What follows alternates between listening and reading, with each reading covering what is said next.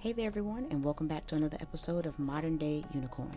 Today, we'll be having a conversation with Caroline Bickley, also known as Miss B overseas, who is an international teacher abroad and an English teacher. She's going to share some tips with us about her love of reading and how we too can adopt the same. My name's Caroline, and I'm from Phoenix, Arizona, and I taught there for a few years before I moved here to where I'm at now in Dubai. So what do you teach?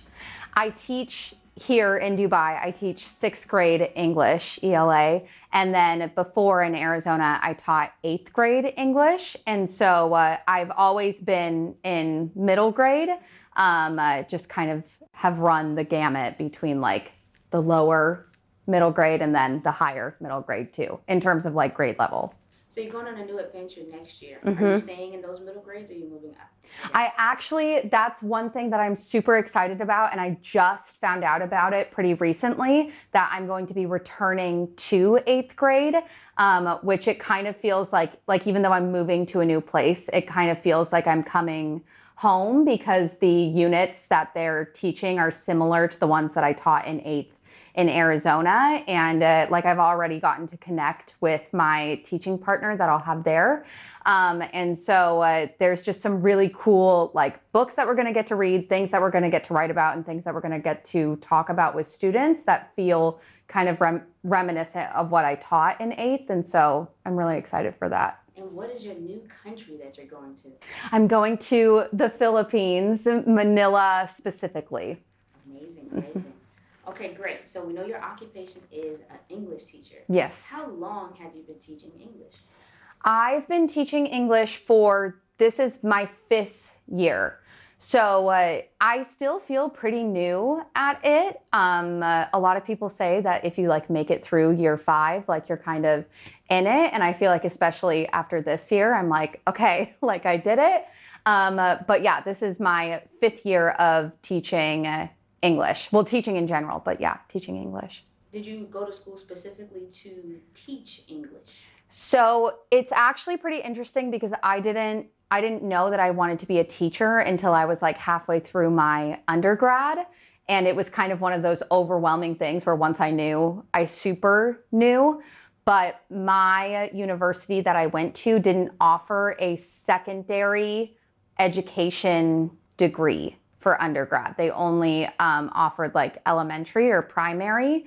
So what I ended up doing, which I actually ended up being really grateful for, was that I got my undergrad in English. So I have my bachelor's degree in English with a concentration in American literature.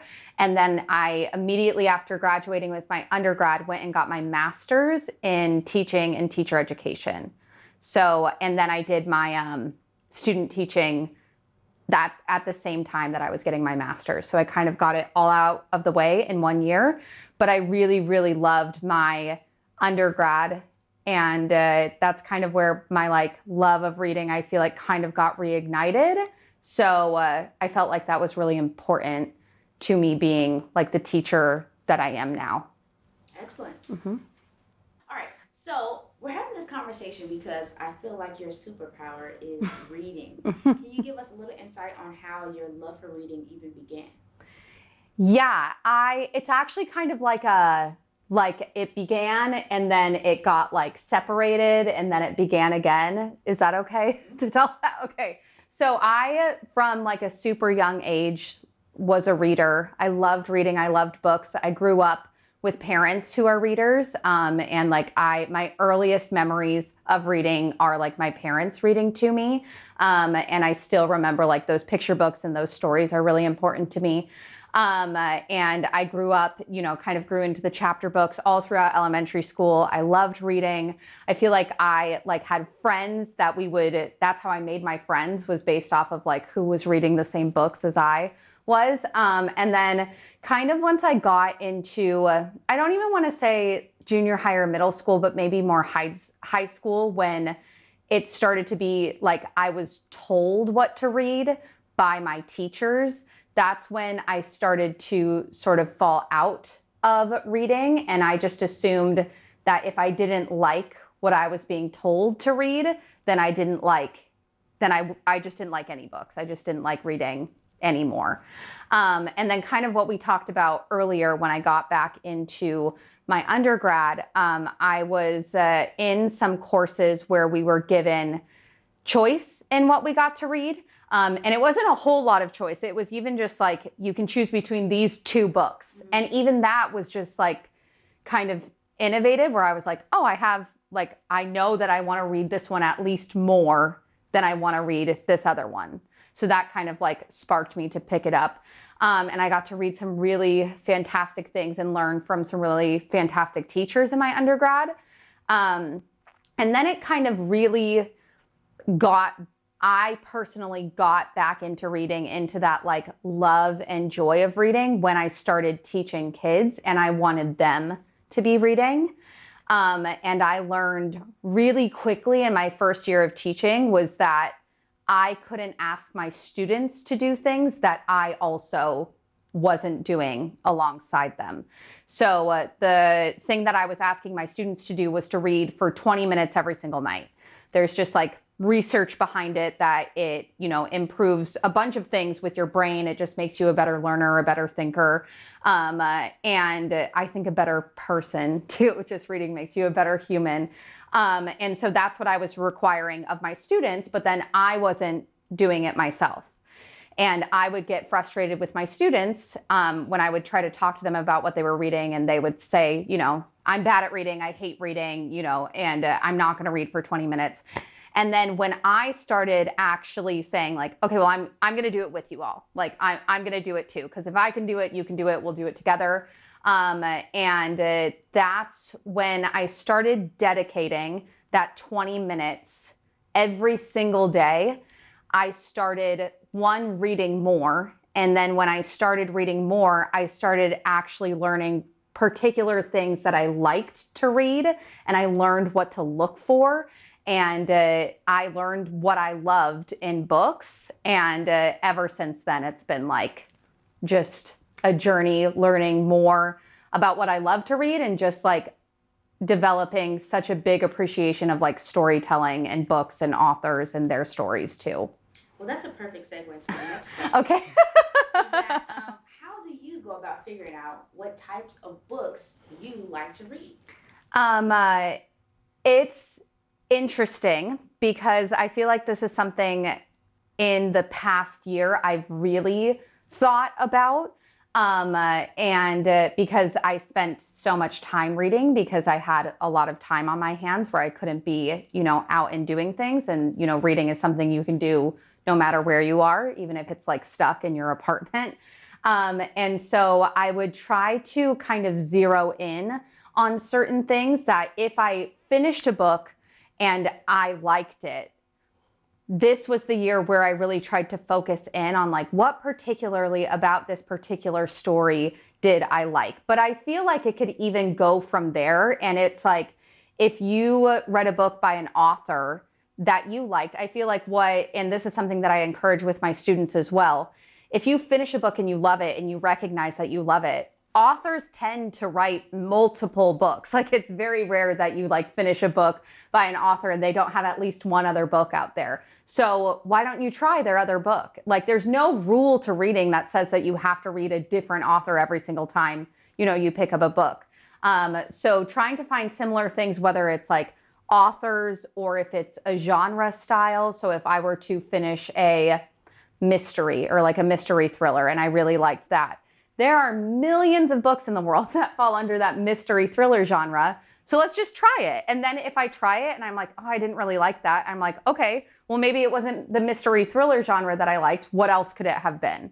So that's kind of how I pinpoint those things. And that's kind of what I just said to you is what I recommend to my students as well. Like look at the genres, look at the authors, try to be curious. I tell my students to be curious about your books and about your reading habits, and ask yourself like, well, why did I like that? And what was it in particular? And can I find this anywhere else? So let's say you started a book. Okay. You're not enjoying it. Oh, okay. Mm-hmm. Do you finish it? So there's are you familiar with the term DNF? No, I'm not. Okay, so DNF stands for does not finish or did not finish. So if you DNF a book, it means you did not finish it. And maybe this is like an unpopular opinion. I personally have probably only ever done that with like 1 or 2 books. But I tell my students and everyone else, if you are not liking a book, there are way too many books in the world to read stuff that you don't like. So like if you don't like a book, throw it across the room and like pick up, another one that instantly grabs you. One thing that I do tell my students, because some of them will take that rule and just, read the first page of every single book and be like, I don't like it. I don't like it.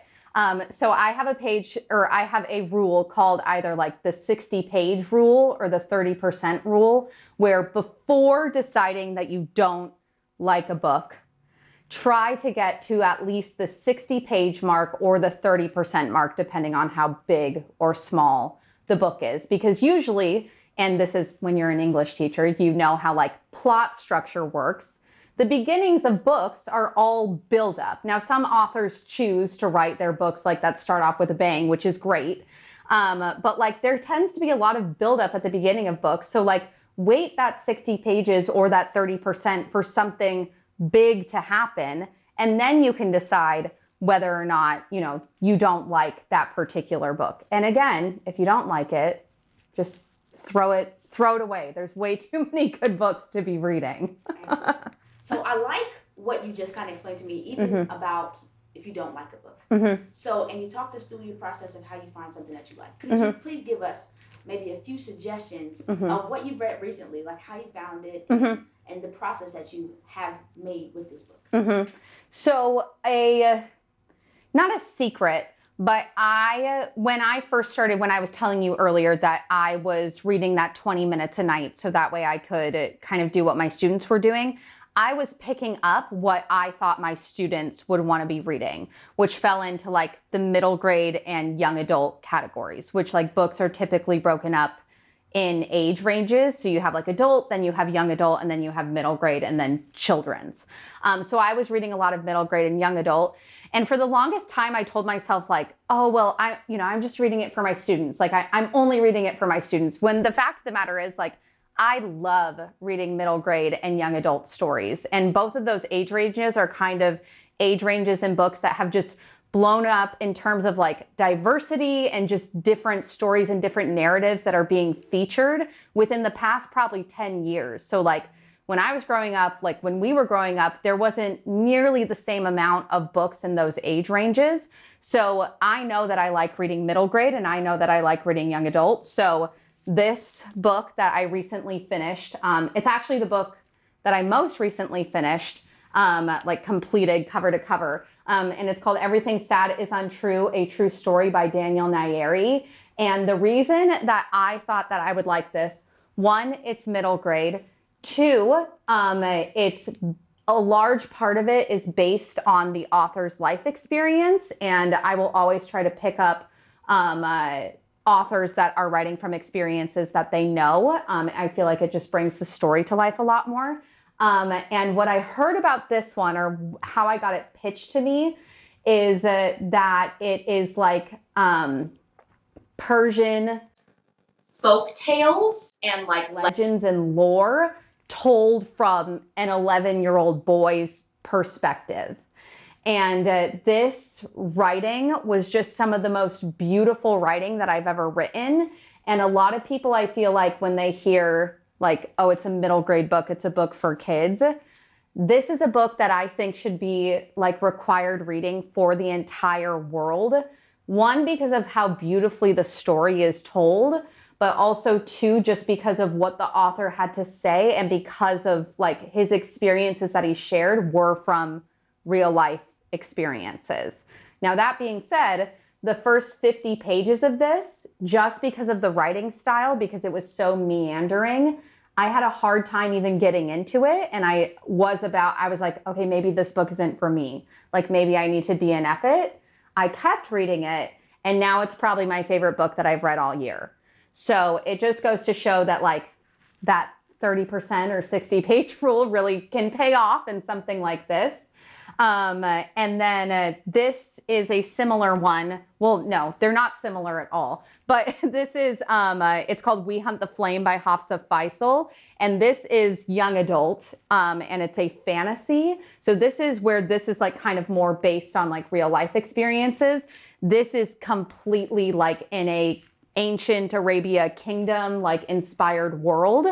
I picked this one up off of recommendation from a friend who I have like made through our love of books. Like I have several friends now that I've made like through our love of reading. And she finished this one and she like messaged me and said, Caroline, I know your reading tastes and preferences. Like I know you're going to love this.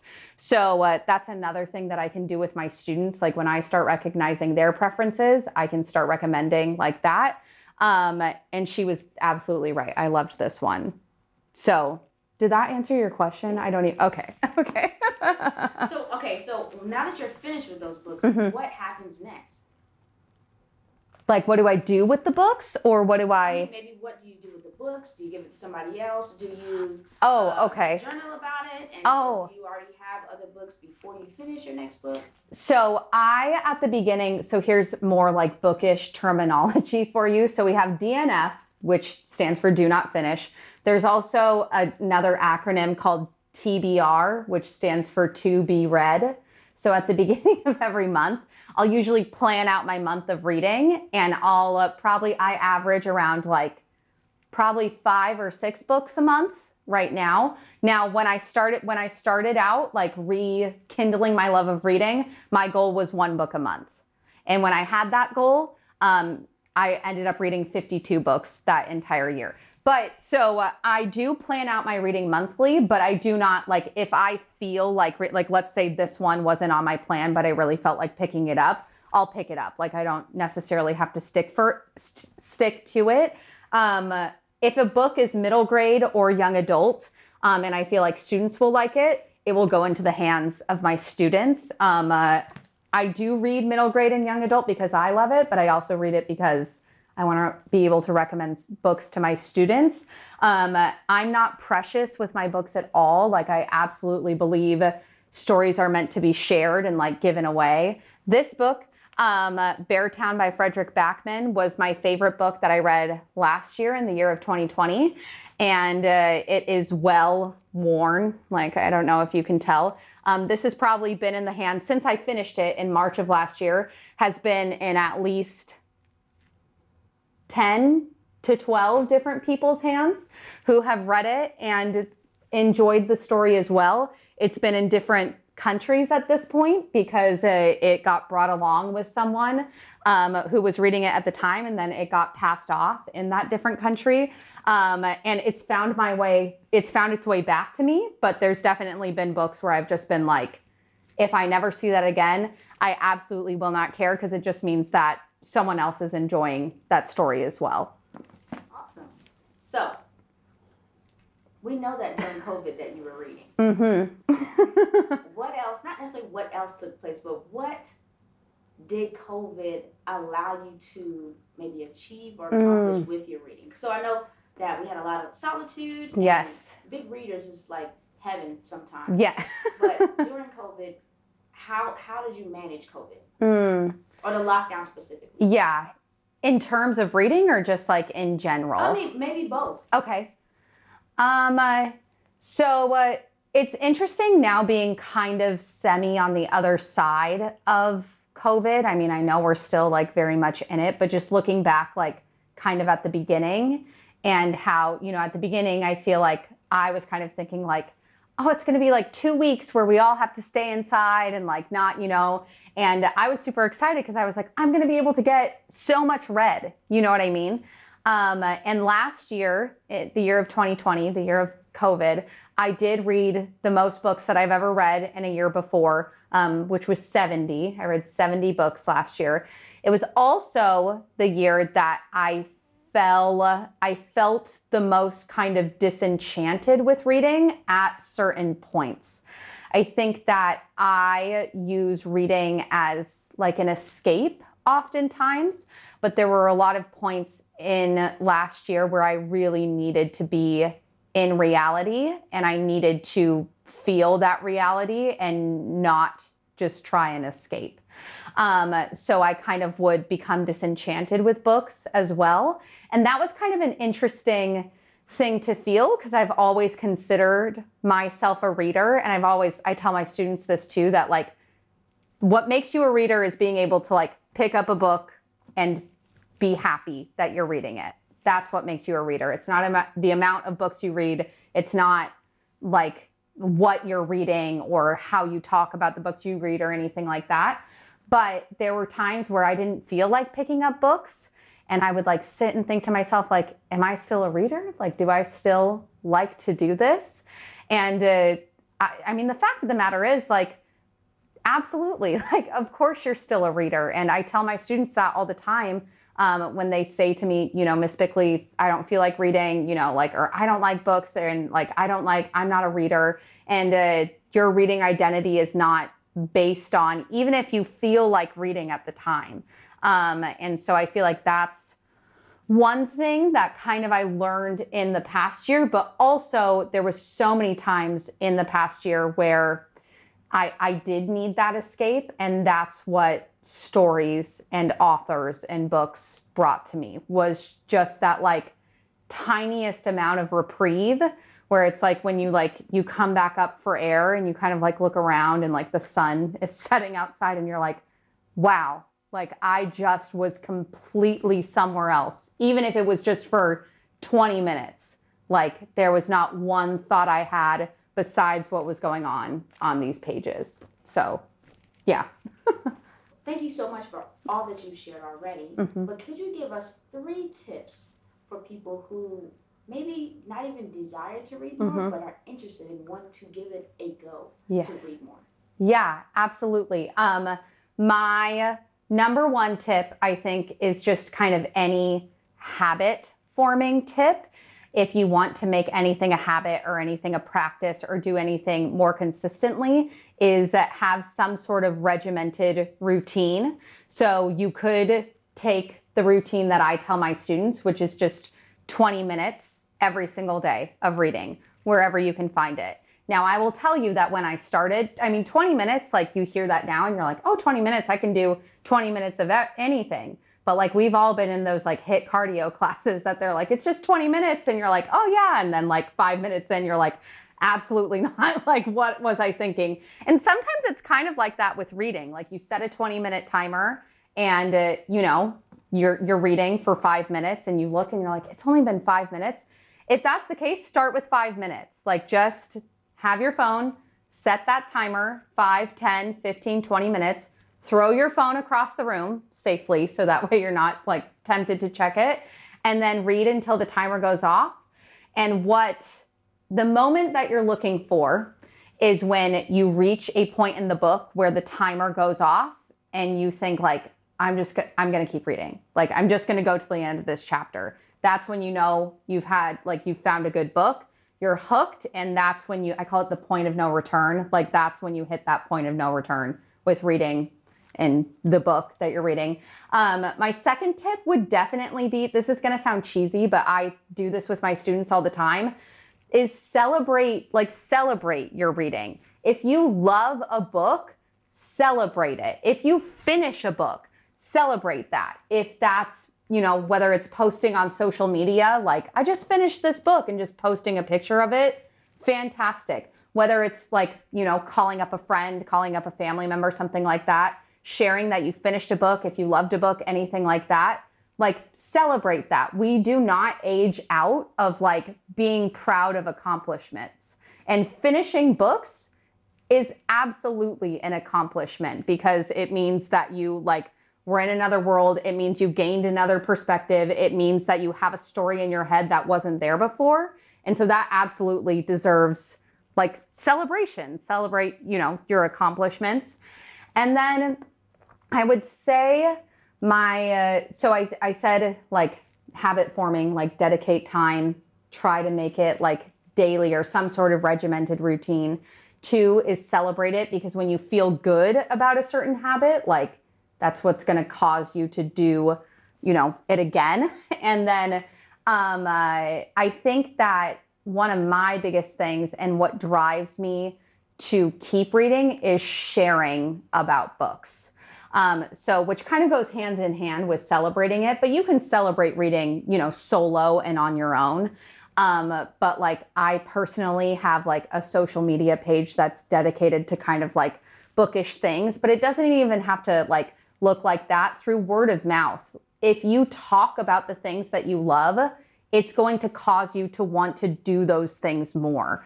And then when people, if you start sharing that you loved a certain book, someone's going to pick it up. And there is nothing more gratifying, like truly nothing more gratifying than having someone come to you and be like, hey, I picked up that book based on your recommendation and I loved it. And I think that it's just kind of such a unique thing to have that shared experience of loving a book with someone else, whether it's a friend, whether it's a family member, whether it's a student. Like I know that's how a lot of my really solid relationships with my students are formed, is based off of loving a similar book and talking about it. So routine, sharing your love of reading, and then celebrating your reading as well. My 3 tips. Okay, to that point, can you tell us where we can find you, where we can see your recommendations and celebrations and you sharing more about what you've been reading? Yes. So I have an Instagram and it's Miss B Overseas. That's where you can find me on Instagram. I also have a YouTube channel that's kind of up and coming. Well, not up and coming, it's there. You can go find me. I'd love to dedicate more time to that, but that is also Miss B Overseas. And then if you are, this is another tip for sharing your reading, if you're on any sort of like book app, the big one is Goodreads, and you can find me there under Caroline Joy. And you can see what I'm reading, what I rated it, what I thought of all of the books that I'm reading now and that I've read in the past years as well.